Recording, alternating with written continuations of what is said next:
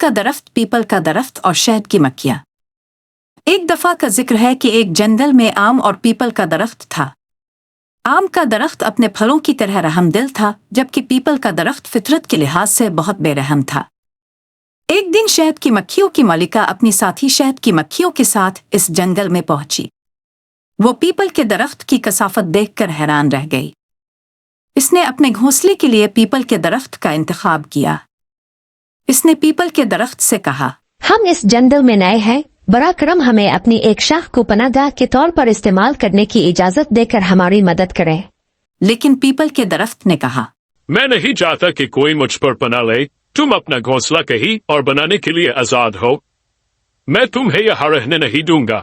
आम के दरख्त ने उनकी गुफ्तगू सुनते ही पीपल के दरख्त से कहा, भाई आपके पास किसी को पनाह फराहम करने के लिए काफी जगह है, आपको शहद की मक्खियों की मदद करनी चाहिए। लेकिन पीपल के दरख्त ने गुस्से से जवाब दिया, अगर ऐसा है तो आप उनकी मदद क्यों नहीं करते? अगर आपको उनका इतना ख्याल है तो आप उन्हें पनाह क्यों नहीं देते? आम के दरख्त ने शहद की मक्खियों की मालिका से कहा, आप यहाँ अपना घोंसला बना सकती हैं, आपको कभी भी किसी परेशानी का सामना नहीं करना पड़ेगा। मालिका और उसकी साथी शहद की मक्खियों ने आम के दरख्त का पनाह देने के लिए शुक्रिया अदा किया। आम के दरख्त पर अपना घोंसला बनाने लग गई। एक दिन दो बड़ई लकड़ियां लेने जंगल में गए। उन्होंने आम के दरख्त की तरफ देखा और उसके करीब रुक गए। बड़इयों में से एक ने कहा, वाह, ये जंगल बहुत खूबसूरत है। अगर हम उन्हें बाजार में बेचेंगे तो हमें आम कीमत से दुगनी कीमत मिलेगी। तभी साथी बड़ई ने शहद की मक्खी का छत्ता देखा तो उसने कहा, इस दरख्त में शहद की मक्खी का छत्ता है। अगर हम इस दरख्त को काट देंगे तो शहद की मक्खियां हमें नहीं बख्शेंगी। उन्होंने पीपल के दरख्त को देखा और इसे काटने का फैसला किया, क्योंकि ये घना था।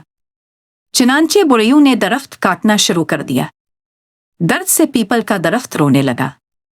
आम के दरख्त ने पीपल के दरख्त के रोने की आवाज सुनी और शहद की मक्खियों की मालिका से कहा कि पीपल के दरख्त की हिफाजत करे। शहद की मक्खियों की मालिका ने दूसरी शहद की मक्खियों को हिदायत की, हमें पीपल के दरख्त की हिफाजत करनी चाहिए, इसे हमारी मदद की अशद जरूरत है। शहद की मक्खियां सब पीपल के दरख्त पर चढ़ गईं और बुढ़ियों को डंक मारने लगे। पहले बड़ई ने चीख कर कहा, ओ मेरे खुदा, ये मक्खियां कहाँ से आए? हमने उन्हें आखिरी बार आम के दरख्त पर उनके छत्ते में देखा था। वो यहाँ क्यों आ गईं? दूसरे बड़ई ने कहा, हमें भागना चाहिए, वरना हमारी जान खतरे में पड़ जाएगी।